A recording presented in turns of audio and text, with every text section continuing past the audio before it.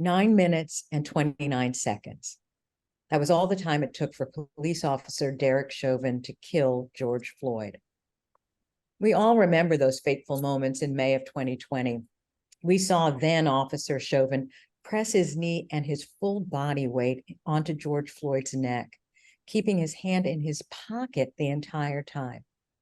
This violence was casual. The humiliation was routine. This act of brutality was a reflex. Watching this was personal for Tony and me. We've grown up in a country knowing a simple, vulgar truth. It can take less than 10 minutes to turn someone who looks like us into a statistic. Young Black men are 21 times as likely as white men to be killed by police. But this time, this act, this murder brought people into the streets in ways that we hadn't seen before. They refused to ignore this form of justice as usual. And in that aftermath, Tony and I knew we needed to seize that moment of outrage, that moment of clarity, to urge deep reform of a justice system that is defined and diminished by its racist practices. Of course, a racial reckoning is long overdue. In August 1963, Dr. Martin Luther King sat in a Birmingham jail cell.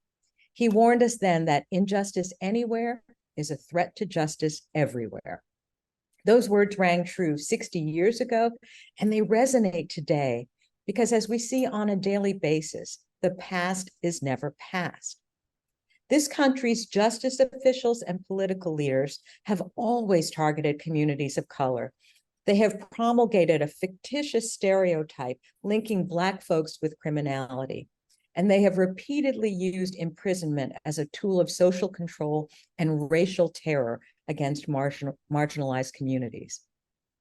Breaking that habit of racial domination must take center stage as we look to reimagine the future of the criminal justice system. So against that backdrop, Tony and I asked, well, who's positioned to take on that challenge? Our answer, prosecutors. Prosecutors helped to build our failed system of mass incarceration. Now they must help to dismantle it. Our book is both a call to action and a practical guide on how to engage progressive, race-alert practices as a means of transforming the system of injustice that we have come to accept and to expect. Of all the mechanisms used to deprive people of their civil rights, the American legal system is perhaps the most pernicious. As Kim mentioned, the most visible evidence of this has been lethal contacts between police and citizens in street encounters. However, a less visible but equally important proof point involves the way that prosecutors wield their discretionary power and on a day-to-day basis. It's by shining a light on this and the role of the elected prosecutor that we detail kind of who the system decides is deserving of punishment and who is not. District attorneys play a pivotal role in the criminal legal system. They make key policy decisions ranging from setting enforcement priorities to determining whose voices will have weight in making decisions about who to charge, what to charge, and if to charge. Given that 95 to 98% of all criminal cases resolve through guilty pleas, the focus of the prosecutor and their control on the outcome of cases is hugely important, particularly because there's so little transparency. The national data is overwhelmingly clear. Racial disparities plague every discretionary point in the criminal legal system. More than 2,300 elected prosecutors are setting policies across the country.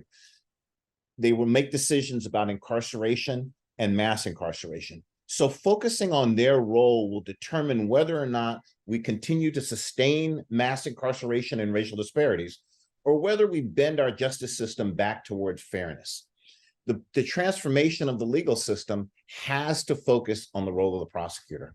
Our book bridges historical civil rights critiques of the criminal legal system with the 21st century struggle for racial equality in the courts.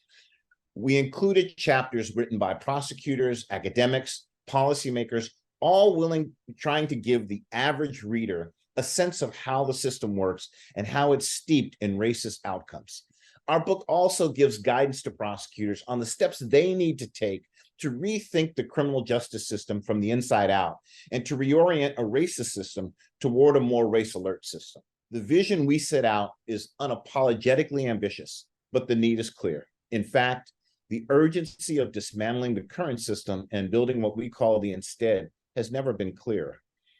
Nothing less than what we're talking about here, to break the cycle of mass incarceration and rebuild trust in our legal system, is the task of all of us in the 21st century. When we look back at the struggle for equity in this country, we understand the painful truth of Dr. King's observation that change does not roll in on the wheels of inevitability, but comes through continuous struggle. This country's criminal legal system has been and continues to be a vehicle of racial oppression that all too often operates to deprive people of color of equal rights under law. We often hear people decry the racist effects of the criminal justice system, insisting that the system is broken. But the sad reality that we point out in our book is that every system is perfectly designed to get the results it gets. The system isn't broken. It's working according to its design. And until we break this country's racism habit, that system will continue to operate in destructive ways. Now, typically, when we think of issues of injustice, we conjure up adult faces, adult experiences, adult loss. But one of the most damning threads of this struggle for racial equity is the way our children have been treated. They've been beaten down, they've been derailed, they've been killed in our so-called system of justice. And that is one of the painful storylines that our book helps to expose. There is an unmistakable through line from slavery to our current system of mass incarceration that reveals this chronic mistreatment of Black children. Our country sees Black children as expendable, not precious. And we routinely deny Black children the care we reflexively offer white children. And that perception of our children as being predatory, dangerous, disposable is a handed down thing that is deeply rooted in American soil and in the American psyche. During slavery, white slavers separated Black children from their mothers because a child could garner greater profit. But this wasn't just profiteering. This was an insistence that Black children were chattel, they were things, they were not human. During Jim Crow, white mobs lynched Black children if they dared cross a racial boundary that white society had invented and ruthlessly enforced. Think Emmett Till. And as we fast forward to the 1980s and 1990s, the public was primed to accept the disparate and destructive treatment of Black children as appropriate because they swallowed the lie that our children were super predators. Today, Black and brown children face a triple threat. First, they are dehumanized. They are depicted as animals, as vermin, not children. And once we depict them as less than human, it becomes easier to be relieved of any feelings of empathy or sympathy in our treatment of them. Second, Black and brown kids face the threat of exaggerated perceptions of their dangerousness. Studies have shown that people perceive our kids as more threatening and volatile, and therefore more in need of aggressive forms of control. And third, our children face the threat of adultification. They are perceived as older than their chronological age. Children as young as 8 years old have been prosecuted as adults in the criminal justice system. Reforming the criminal justice system and correcting how we mistreat all people of color in our system becomes this century's civil rights issue. The book examines the work of the modern leadership in the prosecution function. It builds on those who challenged the criminal legal system when the world witnessed the untimely, illegal, and racist deaths of George Floyd, Breonna Taylor, Ahmaud Arbery, and countless others, and the failure of the legal system to provide adequate redress. It also raises questions about the politicization of the legal system in the shadow of the January 6th attack on the Capitol. Our goal in writing the book was to bring attention to the role of the prosecutor in today's struggle for civil rights. There are many experienced as well as newly elected prosecutors who have operationalized this new vision of justice. They understand at their core that by listening more and allowing communities to articulate their concerns and their ideas, prosecutors might actually develop solutions to work collaboratively with these communities in keeping communities safe. That is at the heart of what it means to be an advocate for civil rights in the 21st century. This work to achieve racial equity in a society that has become so openly tolerant of racism is hard work.